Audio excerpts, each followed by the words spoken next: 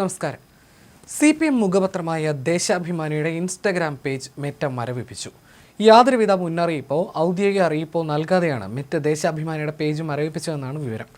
സ്വതന്ത്ര മാധ്യമ പ്രവർത്തനത്തിന് തടസ്സമാണ് നടപടിയെന്ന് ദേശാഭിമാനി പ്രതികരിച്ചു. നിലവിൽ ദേശാഭിമാനി പുതിയ ഇൻസ്റ്റഗ്രാം പേജ് തുടങ്ങിയിട്ടുണ്ട്.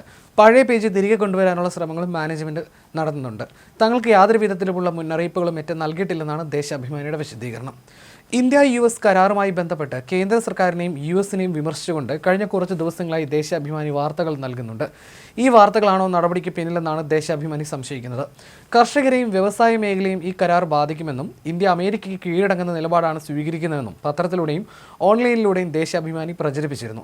ദേശാഭിമാനിയെ കൂടാതെ മറ്റ് ചില ഇടതുപക്ഷ അനുകൂല സ്വകാര്യ ന്യൂസ് പോർട്ടലുകളുടെ പേജുകളും മറ്റും മരവിപ്പിച്ചിട്ടുണ്ടെന്നാണ് റിപ്പോർട്ടുകൾ.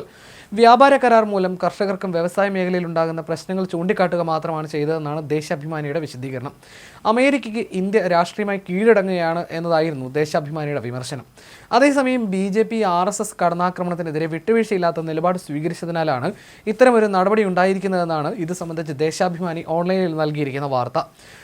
ആ വാർത്ത ഇങ്ങനെയാണ്: കേരളത്തോടുള്ള അവഗണനയും കേന്ദ്ര സർക്കാരിൻ്റെ ജനദ്രോഹ നയങ്ങളും വിശകലനം ചെയ്തുകൊണ്ടുള്ള കണ്ടന്റുകൾ ദേശാഭിമാനി ഇൻസ്റ്റയിൽ നൽകിയിരുന്നു. തുടർന്ന് മെറ്റ അക്കൗണ്ട് ഡിസേബിൾ ചെയ്യുകയായിരുന്നുവെന്നും ദേശാഭിമാനി വിശദീകരിക്കുന്നു.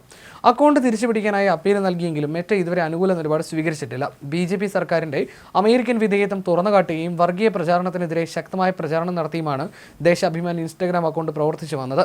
രാജ്യത്തെ സാധാരണക്കാരെ ബാധിക്കുന്ന കേന്ദ്ര നയങ്ങൾക്കെതിരെയും കേരളത്തിൻ്റെ വികസന മുരടിപ്പിന് കാരണമാകുന്ന അവഗണനയ്ക്കെതിരെയും കൃത്യമായ വസ്തുതകൾ നേരത്തെ ദേശാഭിമാനി വാർത്തകളും കാർഡുകളും നൽകിയിരുന്നു.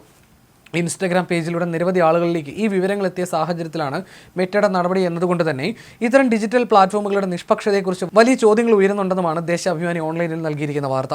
ഇടതാനുകൂല നിലപാട് സ്വീകരിക്കുന്ന നോക്യാപ്പ് എന്ന ഓൺലൈൻ മാധ്യമത്തിന്റെ ഇൻസ്റ്റഗ്രാം അക്കൗണ്ടും മെറ്റ ഡിസേബിൾ ചെയ്തിട്ടുണ്ട്. മോദി സർക്കാരിനെ പ്രതികൂട്ടിലാകുന്ന തരത്തിലുള്ള വാർത്തകളും വെളിപ്പെടുത്തലുകളും എപ്സ്റ്റീൻ ഫയലിലെ പരാമർശങ്ങൾ, RSS വിമർശനങ്ങൾ തുടങ്ങിയവ പങ്കുവച്ചതിന് പിന്നാലെയായിരുന്നു നോക്യാപ്പിന് വിലക്ക് വീണതെന്നാണ് ദേശാഭിമാനി വിശദീകരിക്കുന്നത്. കാരണമൊന്നും വ്യക്തമാക്കാതെയാണ് ഈ നടപടി എന്നാണ് ആരോപണം. ഇത് സംബന്ധിച്ച് നോക്യാപ്പിൻ്റെ കുറിപ്പിൽ പറയുന്നത് ഇങ്ങനെ: നോക്യാപ്പിൻ്റെ ഇൻസ്റ്റഗ്രാം അക്കൗണ്ട് മെറ്റ ഡിസേബിൾ ചെയ്തു. കാരണം വ്യക്തമാക്കാതെയാണ് നടപടി.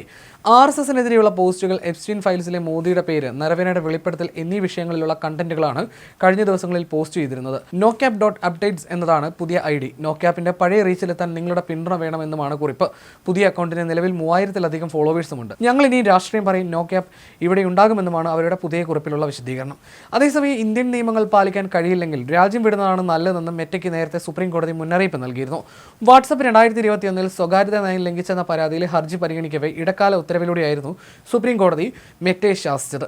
ഇന്ത്യൻ പൗരന്മാരുടെ സ്വകാര്യ വിവരങ്ങൾ വാണിജ്യ ആവശ്യങ്ങൾക്കായി ഉപയോഗിക്കുന്നതിനെതിരെ സുപ്രീം കോടതി ശക്തമായ മുന്നറിയിപ്പായിരുന്നു നൽകിയത്. വാട്സപ്പിൻ്റെയും മെറ്റ പ്ലാറ്റ്ഫോമുകളുടെയും 2021 സ്വകാര്യത നയവുമായി ബന്ധപ്പെട്ട കേസിലായിരുന്നു കോടതിയുടെ വിമർശനം. ഇന്ത്യക്കാരുടെ സ്വകാര്യതയുടെ അവകാശം ലംഘിക്കാൻ ഒരു അന്താരാഷ്ട്ര ടെക് കമ്പനിക്കും അനുവാദമില്ലെന്ന് കോടതി വ്യക്തമാക്കുകയും ചെയ്തിരുന്നു. ഉപയോക്താക്കളുടെ ഡേറ്റ പരസ്യ ആവശ്യങ്ങൾക്കായി ഉപയോഗിക്കുന്നതിലുള്ള ആശങ്കയാണ് കോടതി രേഖപ്പെടുത്തിയത്. ആളുകളുടെ പെരുമാറ്റ പ്രവണതകൾ വിശകലനം ചെയ്ത് ലക്ഷ്യമിട്ട പരസ്യങ്ങൾ കാണിക്കുന്ന രീതിയെക്കുറിച്ച് വിശദമായി പരിശോധിക്കുമെന്ന് ജസ്റ്റിസ് ബാഗ്ചി പറഞ്ഞിരുന്നു. ഡാറ്റ വിൽക്കുന്നില്ലെങ്കിൽ അത് വാണിജ്യമായി ചൂഷണം ചെയ്യപ്പെടുകയാണെന്ന് സോളിസിറ്റർ ജനറൽ തുഷാർ മേത്ത കോടതി അറിയിച്ചിരുന്നു. വാട്സപ്പ് സന്ദേശങ്ങൾ എൻഡ്-ടു-എൻഡ് എൻക്രിപ്റ്റഡ് ആണെന്നും സന്ദേശങ്ങളുടെ ഉള്ളടക്കം കമ്പനി കാണുന്നില്ലെന്നും മെറ്റയുടെ അഭിഭാഷകൻ വാദിച്ചിരുന്നു. എന്നാൽ സന്ദേശങ്ങളുടെ ഉള്ളടക്കമല്ല, മറിച്ച് ഉപയോക്തൃ ഡേറ്റ എങ്ങനെ ഉപയോഗിക്കുന്നു എന്നതാണ് കോടതിയുടെ പ്രധാന ആശങ്കയെന്നും ബെഞ്ച് വ്യക്തമാക്കിയിരുന്നു. ഓരോ ഡേറ്റയ്ക്കും മൂല്യമുണ്ടെന്നും ആ മൂല്യം എങ്ങനെ ഉപയോഗിച്ച് ലാഭം കണ്ടെത്തുന്നു എന്നതും പരിശോധിക്കേണ്ടതാണെന്നും കോടതി നിരീക്ഷിച്ചിരുന്നു.